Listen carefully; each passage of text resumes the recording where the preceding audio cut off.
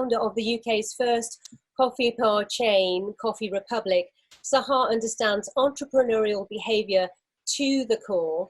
She believes what makes startup culture different from corporate culture isn't the stereotypical, football tables in your office and company hoodies. It's not about that. It's the special connections startup employees have with the business they work in and the customers they serve. Without further ado, I want to hand over to Sahar Hashemi, who will share her expertise with us. Sahar, over to you. Thank you very much, Sally. Thank you for Speaker's Corner for inviting me. Really what I want to say is the title of this masterclass is New Times Require New Leaders.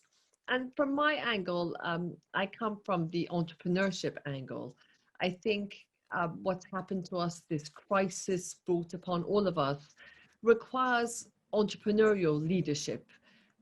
Because I think entrepreneurial leadership is going to be the answer to get us out of this. And I just want to say, before I discuss entrepreneurial leadership, is one of the huge myths about being entrepreneurial.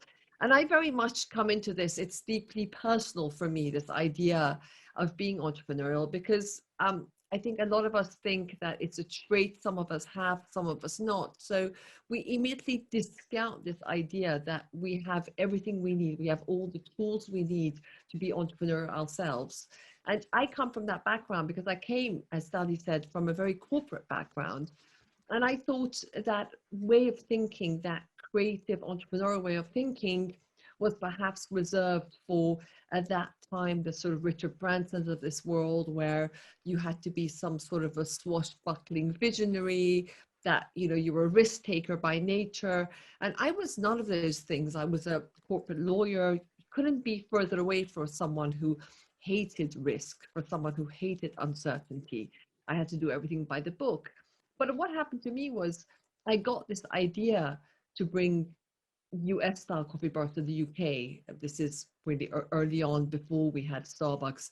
I'd seen a Starbucks coffee in New York, and really that spark, that little idea I had, because I remember having a sort of skinny latte at this first coffee bar I saw in New York and thinking, I can't believe we don't have it. There must be a gap in the UK that we don't have this idea. And I left the corporate world, and I embarked on what I didn't realize was an entrepreneurial journey of bringing US style coffee bars to the UK.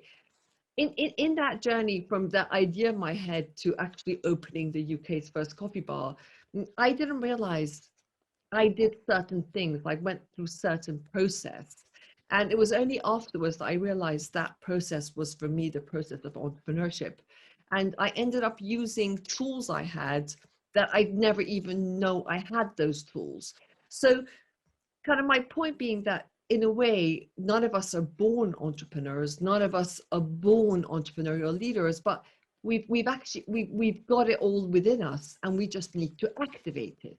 And so when you're an entrepreneur starting a business, you have to activate the entrepreneurial tools you have in you, because you've got an idea, everything's against you.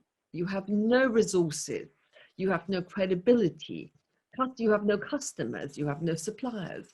So you end up having to behave in a certain way. But the contrast to this sort of behavior, the entrepreneurial behavior, is if you've worked in a big company. If you work in a big company, you almost behave the opposite of an entrepreneur.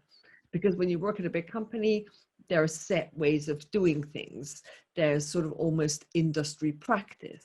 You've already got customers who are there. You've got rules and regulations. You've got a boss you've got to kind of look up to. You get appraised. So you behave in almost this very un-entrepreneurial way, which is why I think, if you actually look in the dictionary, if you look up the word entrepreneur, at the bottom, where it gives you what the opposite of an entrepreneur is, what the antonym is, you see the opposite of an entrepreneur in the Oxford Dictionary is an employee. And that's what I felt has always been wrong, because actually it's the same people. It's just that, whether or not you actually trigger the entrepreneurial tools because of the environment. Well, now post-COVID, the point is actually that everyone, in whatever company you are, the biggest multinational with the biggest market share, or whether or not you're an SME that's growing, we've all been thrown into the same waters. And those, for me, I call them almost startup waters, when there's uncertainty, there's a lack of safety net, there are few resources, you never know what's going to happen. And you've almost got to get back to your customers. You've got to regain the customer trust again. You've got to almost build your businesses back. And that is what the opportunity is, there's always that silver lining, I think, in life. And this silver lining is now everyone has to behave like an entrepreneur. It's not even a luxury anymore to, we have to think more innovatively, or we have to think like an entrepreneur. It's almost imperative. It's survival. And I can promise you, you and everyone in your team has got what it takes to behave like an entrepreneur. For me, it's almost 8 behaviors, but I could even reduce them to almost 6 behaviors that anyone can do to ignite the entrepreneurial energy in your team. And I've seen it, I grew a company with entrepreneurial energy, and then we got big. And suddenly, as we became a big corporate company, we lost that energy.